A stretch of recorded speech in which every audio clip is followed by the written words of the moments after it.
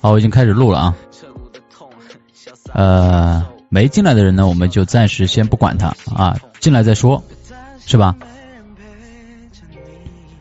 然后主要也是这个年后一直没给大家直播，所以我还是要上来给大家直播一下，然后关心一下兄弟们。也不知道你们最近也不知道你们最近这个实战怎么样啊？有没有聊天上面的一些问题？我今天给大家讲一个案例啊，给大家讲一个实战案例。我把这个东西弄一下。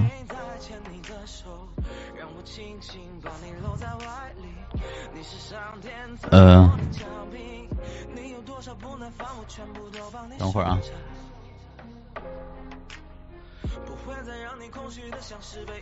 太大了，缩小一点。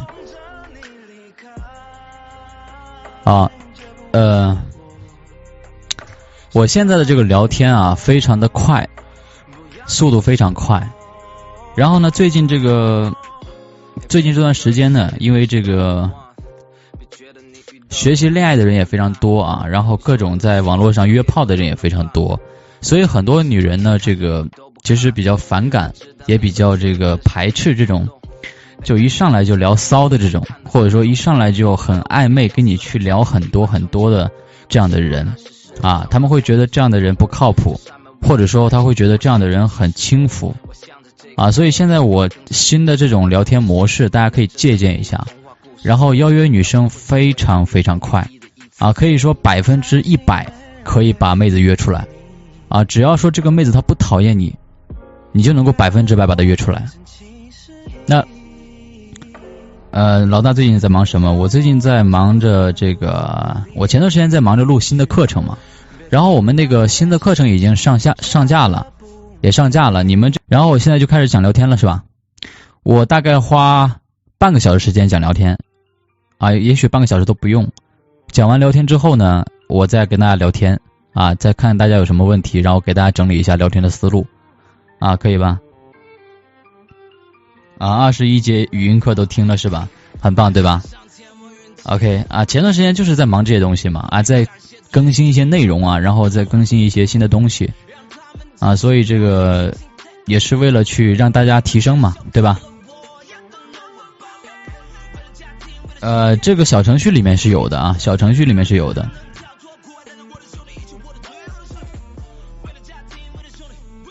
好。那我们就废话不多说，直接开始讲聊天内容，好吧？咱们来看一下这个聊天，我会一边讲聊天内容，一边来给大家解析啊。也就是说我们去玩探探，我先说一下探探家的妹子跟现实当中搭讪的妹子的区别。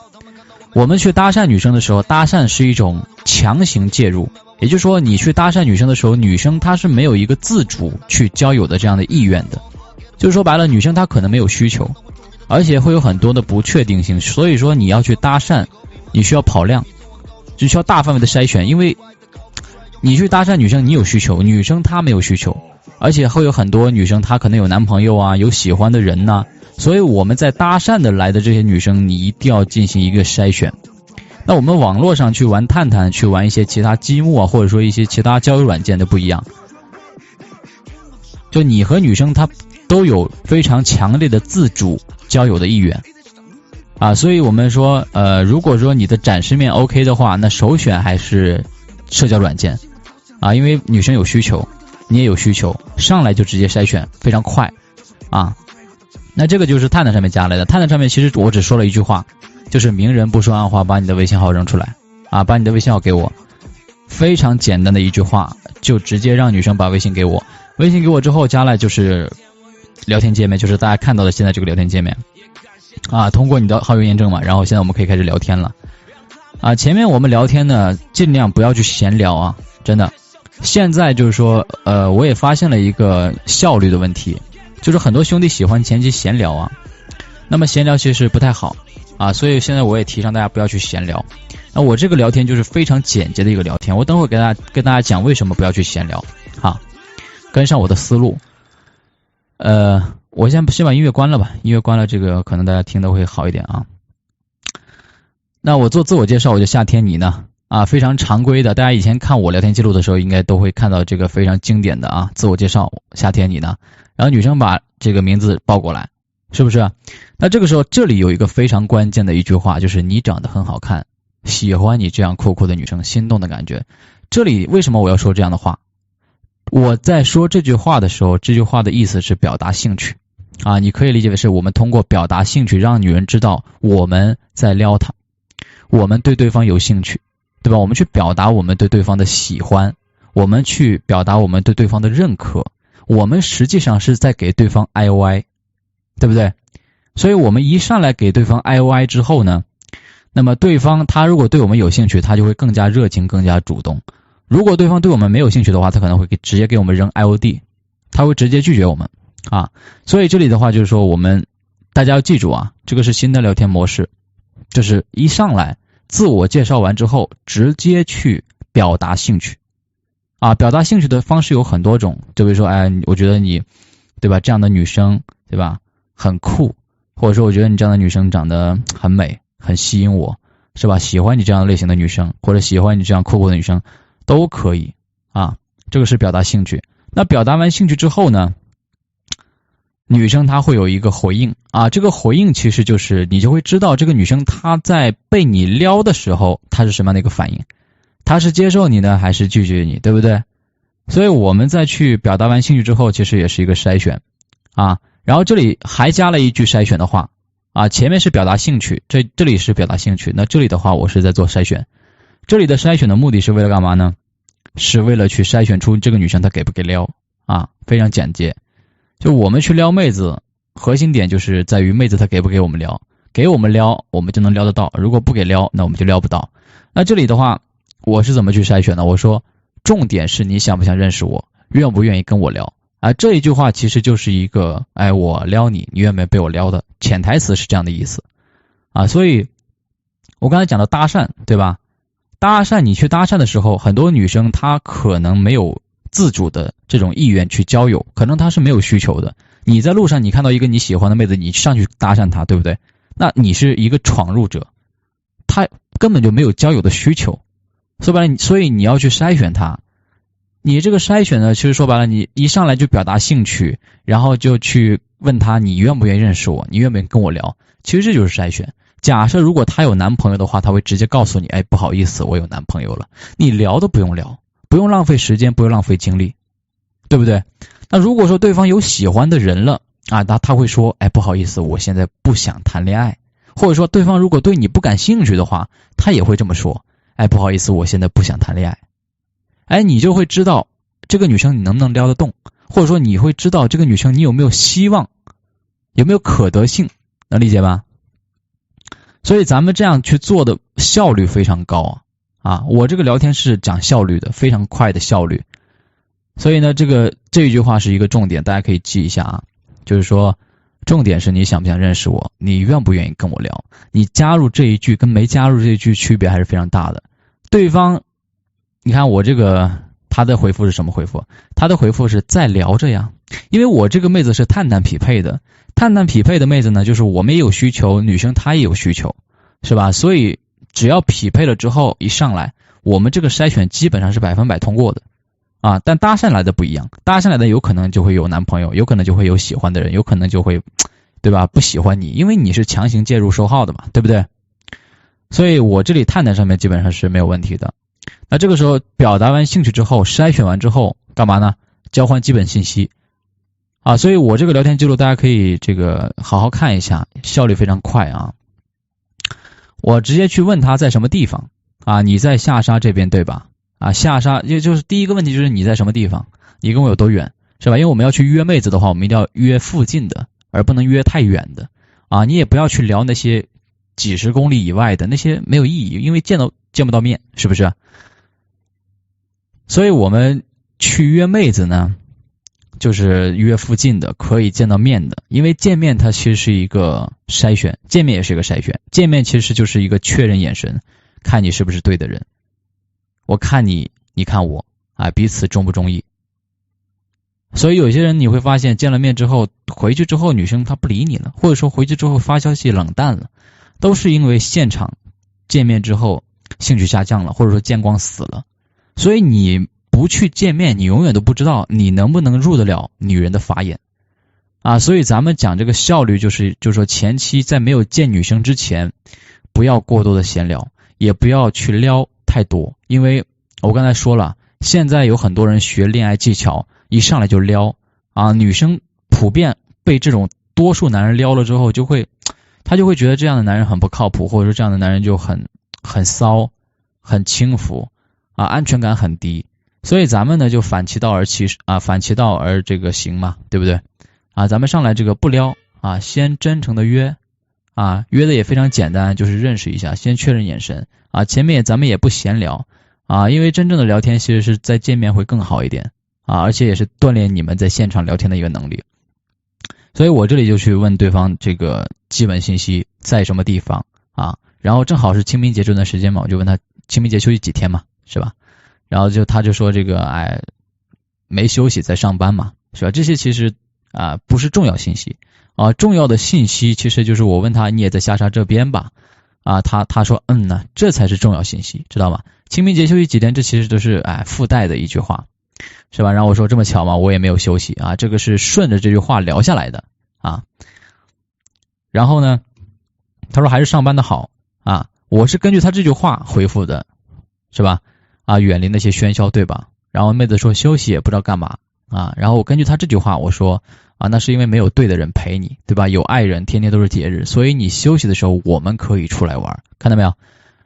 这就是一个暗示暗示他我们可以出来玩，暗示他，对吧？你休息的时候我可能会约你。所以这些是在聊天当中的一些比较直接的信息，而不是说废话。你看我聊天基本上废话没有没有什么废话，所以你们聊天也不要有废话，知道吗？然后咱们再看你看我这里说的很直白，对吧？要见一面，确认一下眼神，看看是不是对的人，对不对？看看能不能入你的法眼其实这就是一个相互筛选，对不对？你可以直接这样跟女生说，因为确实是这样子的。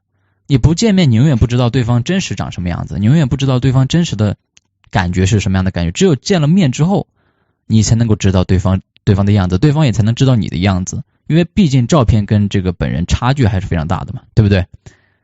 所以这是一个我们要植入的信息，是吧？然后对方说哈哈没有了，然后我就问第二个问题，就是你多高？我前面问的第一个问题是你在下沙这边，对吧？我问的第二个问题是你的身高这些都是我关心的问题咱们聊天的时候呢，在基本信息交换的时候一定要去问你关心的问题，比如说我刚才举例的这两个问题，你住在哪里是吧？你多高是吧？因为他有照片嘛，我们基本就能知道他长什么样子。但是有些女生她的照片其实是没有全身照的，你不知道这个女生到底有多高，所以我一般都会问女生多高然后这妹子说160嘛，是吧？我说哈哈，那你这个亲我要踮起脚尖才能亲这是我常用的惯例也是常用的去试探这个女生对我们的反应对我们的反应。那这个女生的反应是 OK 的是吧？这种反应是 OK 的。第二个问题问完之后，我接连第三个问题就是你今天几点下班？有没有打算出来透透气你看到没有？我问的问题都是跟邀约有关的跟邀约有关的。几点下班是吧？有没有打算出来透透气？是问女生然后顺便见一下你眼前的小哥哥，对不对？这样的聊天才能够让女人知道我们想干嘛，对不对？我们想见他干嘛呢？认识一下，对不对？然后呢，这个因为我发了一个表情嘛，这个表情是妹子发的表情嘛，她说这个你拿我的表情包，我说你喜欢的我也喜欢，符合你我聊天的气氛这个其实就是什么？这个是在给对方可得性，这个是在认可对方，这个是在去表达兴趣。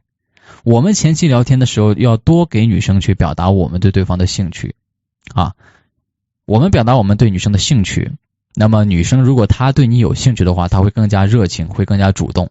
假设如果对方对你没有热情的话，那么可能就会拒绝你，或者说回复冷淡，能理解吧？然后妹子说那是你会聊，我说跟你才会聊这是一个简单的一个表达兴趣。我表达完兴趣之后，我估计我又开始问问题了我说谁让你这么美丽、可爱、大方、酷酷的女生啊？这是什么？这是赞美。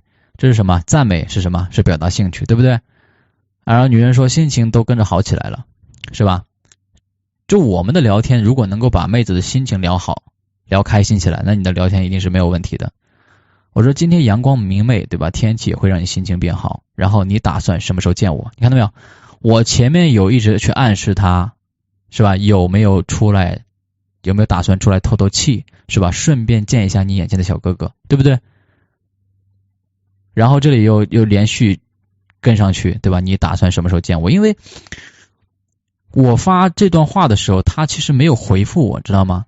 大家是可以看得到的啊。顺便见一下你眼前的小哥哥，我发了一个害羞的表情嘛。但是女人她没有接我这句话，她逃避了我这个问题。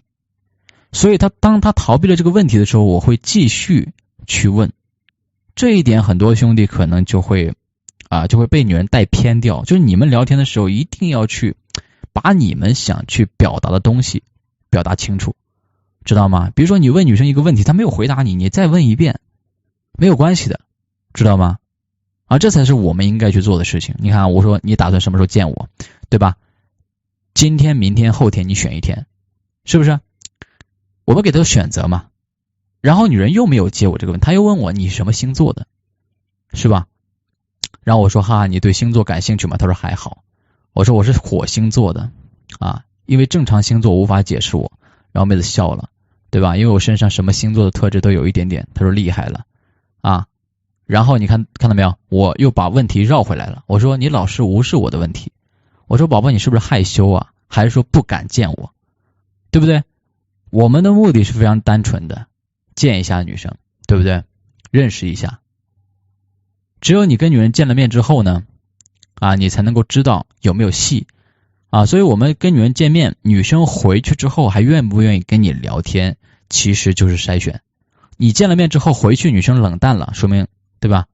对你兴趣下降你吸引不了她。回去之后还愿意跟你聊天，那么你就可以正儿八经的去撩她了，而且撩的极其自然，撩的理所当然。因为你一开始加好友的时候就表达了兴趣，对吧？表达了好感，然后呢去认可女生，出来见一面，然后回去之后呢还愿意跟你聊天，那你就可以大胆去聊了，是不是？但我这里再去问他你是害羞还是不敢见我的时候，他说你说呢？那我说你应该是害羞吧，对吧？我们就简单的见一面，星巴克坐一坐，聊聊天，是吧？认识一下，别把见面想得太复杂，你觉得呢？因为咱们现在这里邀约就是说你们一上来去跟妹子去暧昧，对吧？去跟女生去推进关系，然后去邀约的话，那么女生现在有很多男人都是这样，一上来就去暧昧，一上来就去这个推进关系，然后去约女生嘛，对吧？那么在女人看来的话，她可能会觉得你是想跟她约炮，知道吗？你是想跟她约炮，因为现在学这个东西的人越来越多了，所以女生匹配到的男生，很多男生都是这么聊的，所以反而增加了难度，知道吗？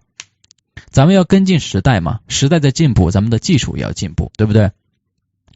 所以咱们去给女人简单的理由，真诚的见面，100%的女人都不会拒绝。所以我说我这个聊天记录是100%女人都不会拒绝的这种方法论，就是你用我这个方法去约女生，100%女人不会拒绝。只要这个女生不讨厌你，她就愿意出来见你。因为什么？因为见面很简单就是出来见一面，认识一下，对吧？认识一下，见一面，对吧？星巴克坐下来聊聊天，喝点东西，你说哪个女人会拒绝？对不对？你要是一上来就跟她暧昧，然后要去见面的话，那女人她就怕了，是不是？她就会多想，她就会想，今天跟你出来会发生什么呢？对吧？准备好了没有？她会有很多不安全感在里面。但咱们这个不一样，咱们这个就是非常简单的，先见一面，对吧？先确认一下眼神，看看我能不能入你的法眼，对吧？让女人去跟我们进行一个相互的筛选。只要见了面之后，女生还愿意跟你聊，我们回去再撩也不急，对吧？也不迟嘛，对不对？所以这里的话就是说，你看我通过这样的一个引导，就让女人会这个把见面就会想得非常简单。然后她说，你已经让我接不了话了你已经让我接不了话了。在这个时候，带领性就起到关键性的作用啊。我这个时候就带领她了，因为女人她不知道说什么的时候，你要去带领她啊。我在这里怎么带领呢？我说哈哈，你应该说好的呢，然后告诉我什么时候你有空，对吧？然后我就在你有空的时候约你出来，对不对？这才是一个正确的聊天模式，就是你始终要让女人知道，哎，我要跟你见面，对吧？我要跟你认识一下，是吧？我要让你知道我在撩你，然后我要让你知道你给不给我撩，你给我撩，对吧？我会继续撩你。如果你不给我撩 ，OK， 那我就换一个，是吧？非常简单，非常直白。然后咱们再往下看啊，这个，然后女人就说好的呢，好的呢。然后我说你看还要我教你怎么撩，对吧？那宝宝今天晚上怎么样？是不是？今天晚上怎么样？然后女生就发了一个猫的表情，哎，我不知道这个表情什么意思，我就说你这个表情我没法接啊。然后她说嘻嘻，你看这个话题又没有意义。你看啊，女人发一个表情是没有任何意义的一个表情，对吧？她没有回答我今天晚上见面怎么样，对吧？所以我这个表情我没法接。然后女人又发了个嘻嘻，又是一个没有意义的一句话，所以我会继续问她，那怎么说啊？所以兄弟们，你们如果在聊天当中遇到这种情况，比如说你发一个问题，对方给你一个表情或者怎么样，你要再问一次啊。你看我的整个聊天里面，如果我问的问题没有得到答案，我会继续问，直到对方给我答案为止，对吧？这才是一个直接有效的沟通，而不是在那里瞎扯淡啊。所以你看我怎么说嘛，然后妹子回了我下班说吧，哎，这个时候就 OK 了。那我知道，哎，那我下班再问你，对不对？这个是中午12点多，对不对？中午12点多，我说然后妹子说跟我聊天很累吧？哎，女人她自己也觉得这个聊天好有一点怪怪的，是吧？我说哈哈，没事，我脸皮厚，对吧？你不回答我就多问几遍，是吧？然后到后面我就没跟她聊了。你看啊，聊到这里，我发了一个表情之后，妹子发了一个表情之后，我就没有再跟她继续聊下去了。这个是中午12点多，换成是你们可能就还会继续跟她聊啊。记住，前面不要去多聊，不要去闲聊，哎，前面你要做的事情就是一加好友之后自我介绍，然后表达兴趣，表达完兴趣之后呢，筛选完之后信息交换完之后啊，没有啊，不是外部的，内部的，不是外部啊，内部课堂，对不？内部课堂，刚才讲到哪儿了？讲到这个有点被打乱了，兄弟们讲到哪儿了？刚才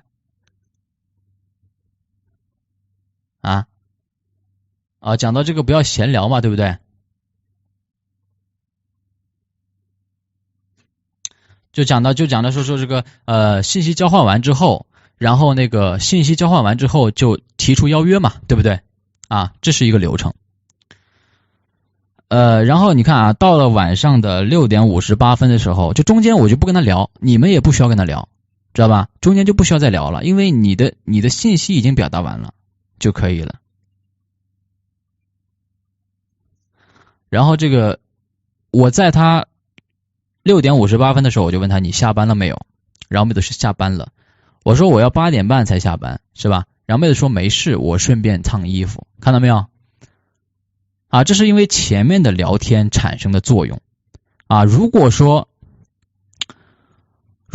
我一开始没有说你长得很好看，喜欢你这样酷酷的女生，心动的感觉，如果我一开始没有去表达兴趣，我没有给女生这么强的可得性，对不对？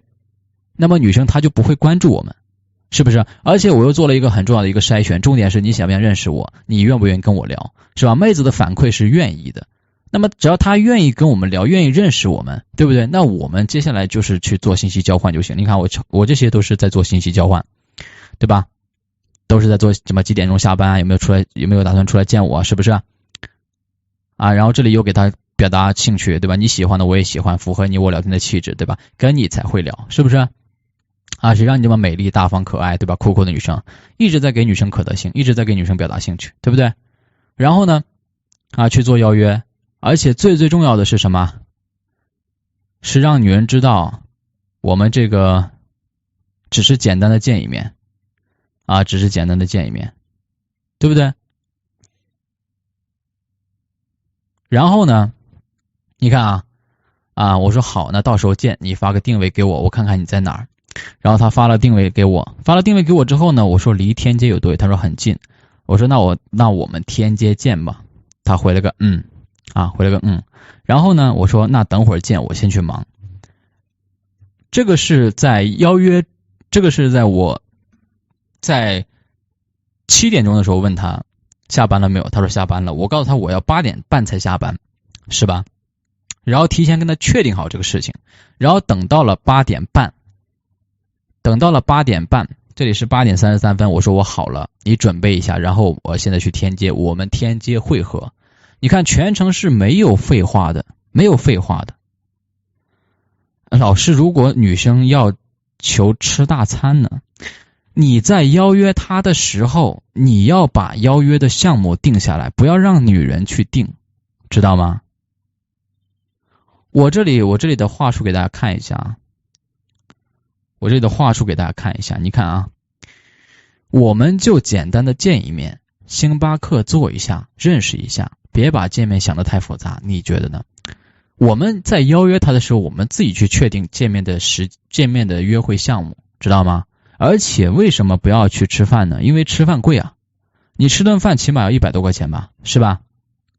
起码要100吧，至少要100多吧，稍微再加点肉什么的就200多了，对不对？那我们星巴克不一样，星巴克2杯咖啡1杯咖啡45， 2杯咖啡也就90块钱，对不对？1杯咖啡35， 2杯咖啡也就70块钱。也就是说你花70块钱，你去见一下这个女人她是不是照骗，你去筛选一下这个女人她对你有没有兴趣，在现场见面的时候你能不能够吸引她，是吧？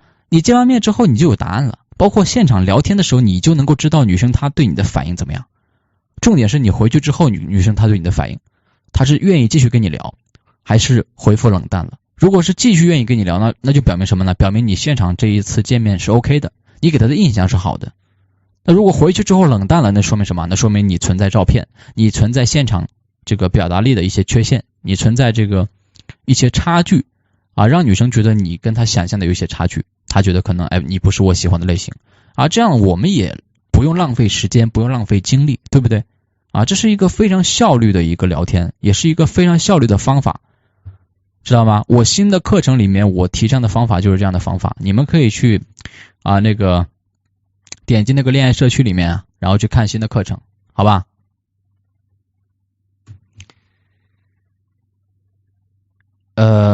然后呢，我们继续看这个后面这个见面的见面的一个环节你看这里我要讲一下，就是说我为什么要提，就是说你们在去跟女生确定完邀约的时间之后比如说这个女生她不是说下班了再说嘛，对不对？这个是下班了再说，那我们就等她下班的时候再去问她一下，对吧？我们等会儿见面怎么样再确定一下这个事情。所以我为什么要在7点钟的时候去跟她聊天，对吧？你下班了没有，是吧？我要8点半才下班，然后女生说没关系，我还要烫一件衣服那我说等会儿见，对吧？我先去忙。我为什么要这么说？我要去确定，知道吗？确定这个女人她有没有反悔，或者是她有没有打嘴炮的嫌疑，是吧？确定好了这个事情，那咱们就在这个下班的时间去约她就好了。你看这个时候我说我好了，你准备一下，然后我去天街，我们天街汇合。女生她的回复直接是好直接是好。你看我说我5分钟到，对吧？然后我说到了之后，我说你出来吧，我已经到了，然后就开始跟他语音跟他说具体的见面地点，问他在哪儿，然后呢我们就见面了。见面之后星巴克，是吧？聊天聊了大概1个小时聊了很多。你们在现场聊1个小时，顶你们在网络上聊天聊1个星期，你们相信吗？而且感觉是完全不一样的。你在网络上聊天，你可能有些时候你聊着聊着就会变成废话闲聊，但你现场见面不一样。你现场见面的话，女生她是必须要专注跟你聊天，她没办法去干别的事情。但是网络不一样，网络我可以一边跟你聊天一边看电视，可以一边跟你聊天一边涂指甲，或者说干其他事情，很容易就会被其他因素影响而忘记回你消息，或者说跟你聊天不专心这个问题就是说为什么说见面之后再去聊天再去撩它会好很多。因为你见完面之后啊，女生她对你的专注力会更加专注，因为你们已经见面了，你们已经认识了。认识之后，她对你的感觉跟没有认识之前的感觉是不一样的。啊，这才是重点。啊，我说这个路上注意安全啊。然后他说回的，好的啊，开心的一天，看到没有？啊，这个约会结束啊，这个妹子，这边可以看到吧？可以看到吧？啊，这个妹子。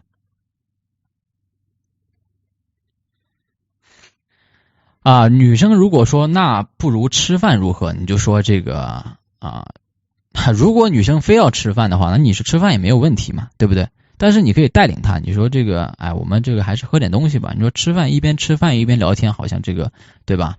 不是很好，对吧？我们就星巴克嘛，点点这个咖啡，点点这个饮料，是不是聊嘛？啊，这是整个聊天记录，大家看明白没有？有没有疑问的地方？啊，整个聊天大家这个看明白没有？我表达的东西大家记住了没有？我再重复一遍啊，我们搭讪的时候，我们一定要去走量。如果我们社交软件上匹配的话，基本上就没有问题，因为相互匹配，相互有自愿去交友的意愿，对不对？然后我们加到好友之后，我们先去自我介绍，介绍完了之后，我们去表达兴趣，对吧？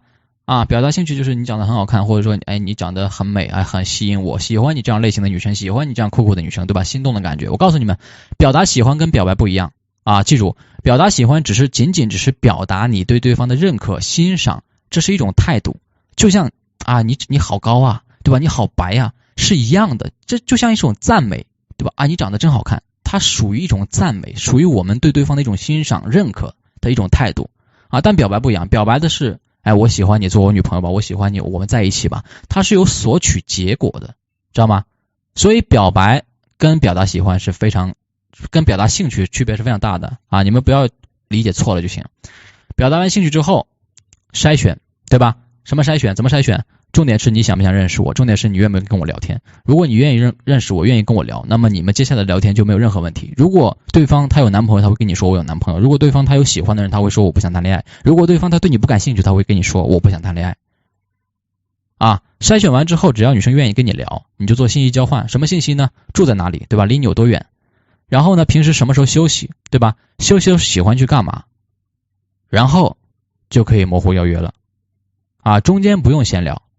你比如说，今天是周五，是吧？你跟他聊天的，然后妹子说周六周日是休息的，或者说你今天跟他聊天是周三，他告诉你周六周日是休息的，那么你周三聊了之后，你周三、周四周五就不用聊，你到周六的时候啊，提前一点，或者周五的晚上你就说，哎，明天对吧？你休息对不对？那我明天这个出来见一面怎么样？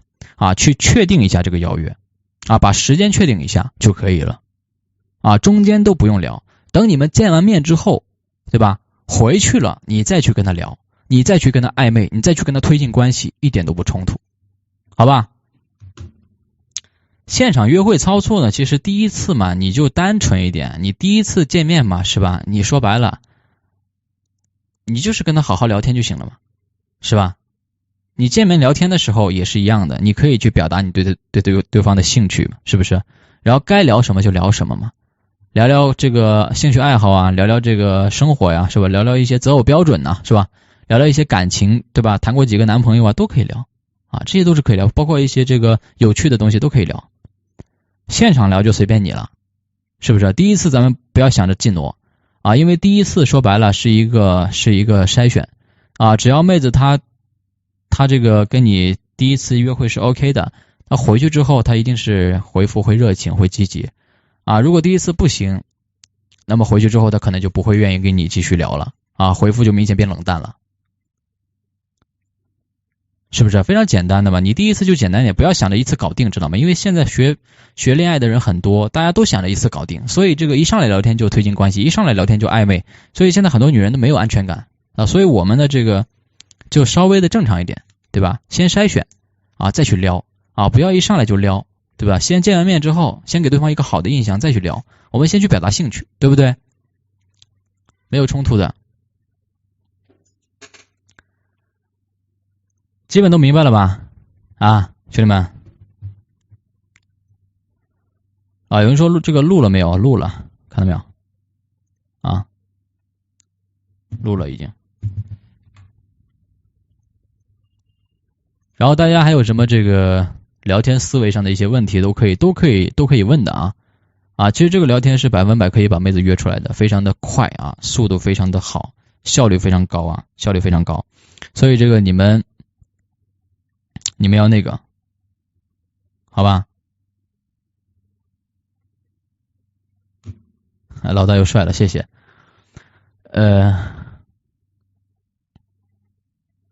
我给你们几分钟时间，你们可以想一下自己有什么问题要问的，是不是啊？然后你们最近这个有实战吗？啊，你们最近实战怎么样？群里面这个有发你们自己的实战的一些东西没有？这也看颜值的吧？就是说白了，你不管怎么样，你都要看颜值啊。你哪怕一开始跟妹子聊很多，你们还是要见面的呀。你始终要见面，对不对？你见面的时候其实还是要筛选的，明白我的意思吗？你比如说你跟妹子聊得很好，但一见面之后发现你跟照片不一样，那有可能回去之后又不跟你聊了，是一样的。如果你跟妹子价值相等，怎么建立吸引？建立吸引说白了，只要女人不讨厌你，其实就已经建立吸引了，已经建立吸引了，知道吗？你去约女生出来，她愿不愿意跟你出来啊？其实就是筛选，你先其他都不用考虑，知道吗？你加到一个女生的好友之后，是吧？你去表达兴趣，然后你去约她，就简单的见一面认识一下，你看看她愿不愿意跟你出来见面。如果连这一点都不愿意跟你出来见面的话，那你聊再多有什么用呢？是不是？那就说明他对你不感兴趣了嘛，对不对？那我们就不用再聊了，是不是？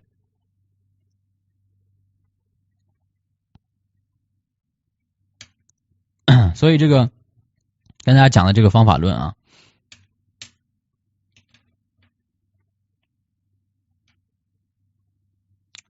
然后呢，这个我们最近公司也在招销售，是吧？有没有想这个跟我一起创业的？有没有想这个来公司当销售的？有没有？对，一开始就不要聊太多，一开始不要先见面，知道吗？见完面之后再聊，见完面之后再聊，如果有想这个当销售的，可以私聊我，可以私聊我。然后呢，最近这个因为你们有2群有3群嘛，对吧？然后我这个因为管理嘛，我在公司里管理，然后平时讲课的时间也比较少基本都是录一些课程，然后就像这种内部直播课也平时讲的比较少去年年底讲了，到现在一直都没有讲也不知道你们这个最近这个怎么样，是不是啊？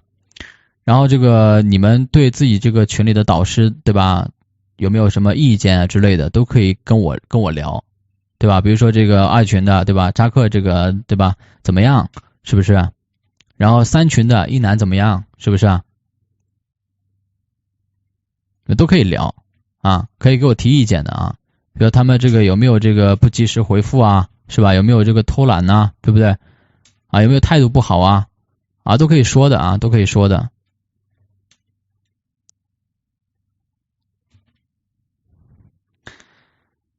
最好是做过销售的最好是做过销售的，会比较好一点。怎么避免尬聊？就是你不要去闲聊，知道吗？你不要去闲聊，就是说你聊天，你一开始的时候在没有见面之前，你尽量不要去聊一些这些，就是说什么叫闲聊闲聊就是说你去。就像我们跟这个好朋友在一起没事就是随便找个话题聊，这个叫闲聊。闲聊是什么？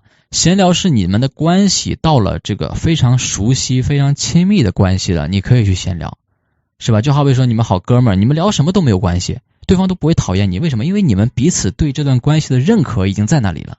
但是你跟女人刚认识，连面都没有见到，你说你跟她去聊一些这么关系熟悉的人才会去聊的话题，对方愿意跟你聊吗？是不是？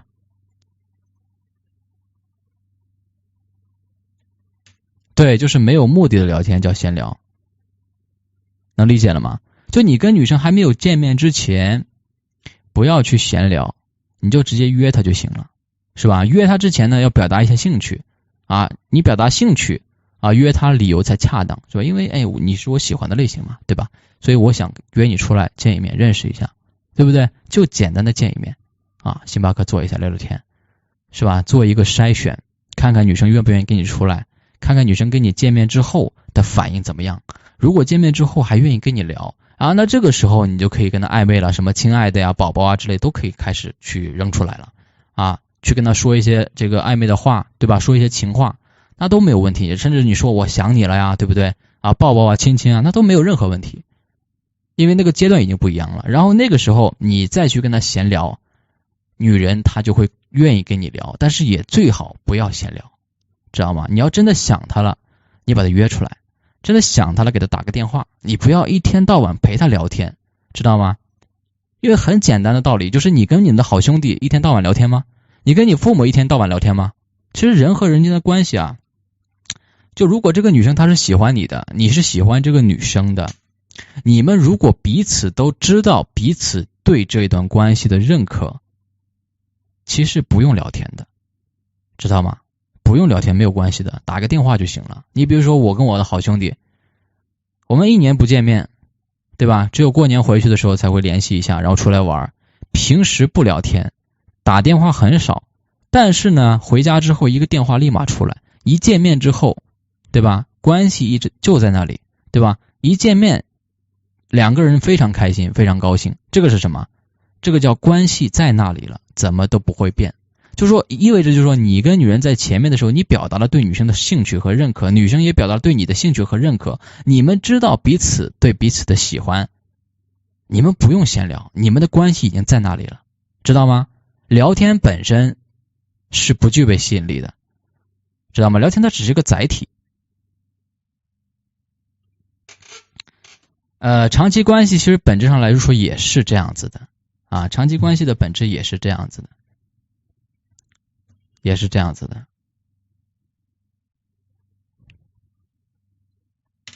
就为什么很多人喜欢闲聊，因为他觉得我一定要跟他聊聊天，我好像不跟他聊聊天，我感觉就好比说我不喜欢他一样的，哈，知道吗？你比如说你跟他一天聊到晚，你还不如早上起来的时候跟他说一句我想你了，对吧？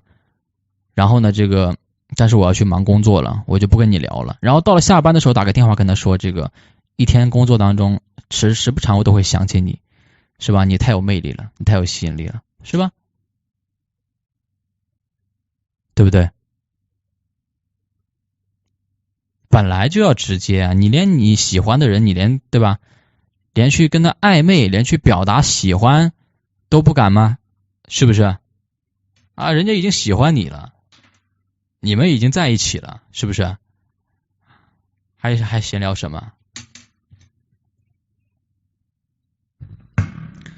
麦克风麦漏风了吗？应该没有吧？没有漏风了吧？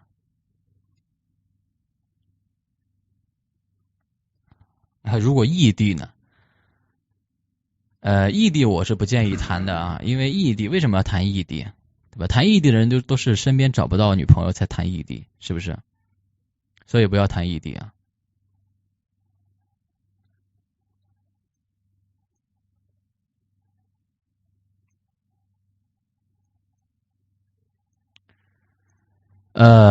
我跟你说啊，什么叫舔？舔的意思是无条件付出，这叫舔。跪舔就是你无条件付出才会叫跪舔。如果你喜欢的妹子她也喜欢你，对吧？你跟她说你喜欢她，这不叫跪舔，这叫表达你对她的兴趣，这是在表达你的这种，其实说白了，这就是暧昧嘛。正常的暧昧不就是这样子的吗？对不对？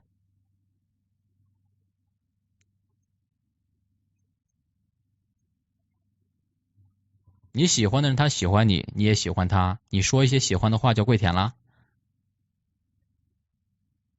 跪舔是人家不喜欢你，你还去找他聊天，你还去无条件付出，这才是跪舔，是不是？我跟男朋友异地然后朋友这个2年才开始维护关系，不知道怎么看那个长期关系的课程去啊，看这个维护关系的课程去。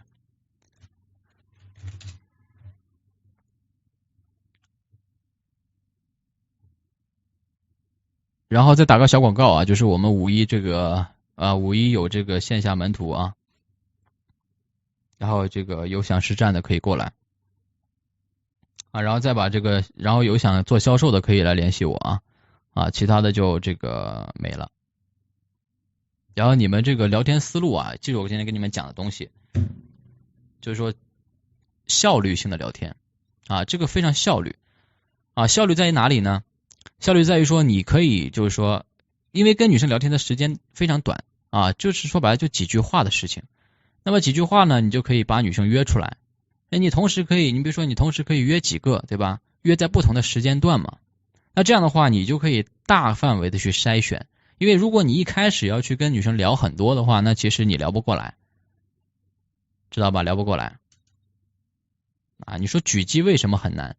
我这样说，狙击为什么很难？往往狙击的都是价值比自己高很多的，然后女生呢对他没有多少兴趣的，可能只是把他当朋友的，然后他非常喜欢他，一定要拿下他，这叫狙击，知道吗？而且狙击的成功率并不高。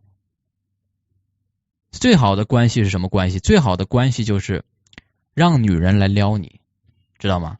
让女人来撩你。为什么这么说呢？因为看似是你在撩妹嘛，其实是妹子在给你机会让你撩，对不对？啊，如果他愿意撩你，他对你是有兴趣的，那无论你怎么撩，其实说白了你都能撩得到，知道吗？只不过时间的问题，就是时间的问题。所以我现在聊天都是非常的简单啊，非常的效率，就是去做筛选，就是让妹子来撩我，对吧？哎，我对你有兴趣，那你想不想认识我？哎，你想不想跟我聊，对吧？你愿不愿意见我？哎，愿意的话，哎，那这个就有戏了，哎，咱们就可以好好聊，是吧？然后确定邀约时间、邀约地点，咱们就见面。见面的时候呢，再去表达，哎，我对你有兴趣，我要撩你，是吧？然后看你给不给撩，是吧？回去之后给撩啊，我继续撩啊，撩几天就撩到了，是不是？不用浪费时间，不用浪费精力，不用浪费金钱，对不对？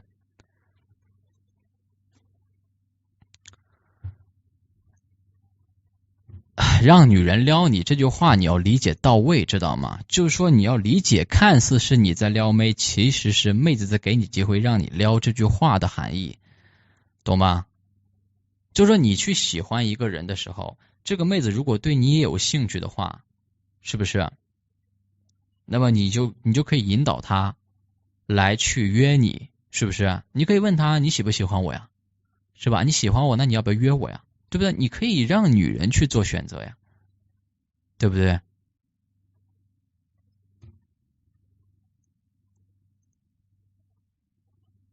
先让自己优秀，先让自己优秀，这个是大前提，这个是大前提，知道吗？这是一定的，这是基本的条件，对不对？剩下的是什么呢？剩下就是资源啊！你玩社交软件的话，展示面比较吃展示面，你一定要有展示面，对吧？如果你没有展示面的话，其实你匹配就比较难啊。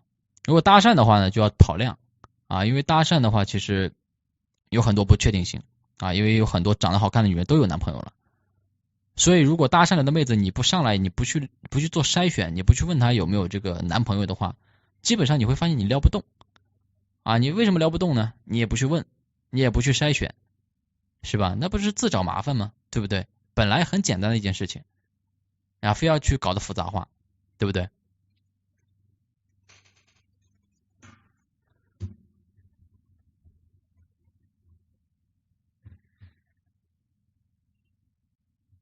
搭讪妹子正加微信时，男朋友突然出现，怎么说？哎，男朋友出现嘛，你就是说这个，哎，对吧？他是你女朋友是吧？啊，你就直接问这个男生嘛，然后这个男生可能会凶狠的看着你，对吧？干嘛？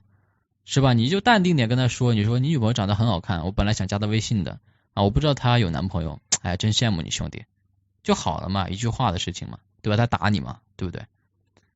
本身这个事情搭讪，你本身你就不知道她有没有男朋友，是吧？她有男朋友出现，那不很正常吗？是吧？出现了你就直接说嘛，哎，她是你女朋友啊，我不知道啊，我觉得你女朋友长得很好看，本来是想认识她的，想加个微信的啊，但是现在我知道了啊，你是她男朋友，哎，真羡慕你老铁，是吧？啊，真羡慕你兄弟，然后就走掉了就好了嘛，那这个打扰了，对吧？他还打你吗？是不是？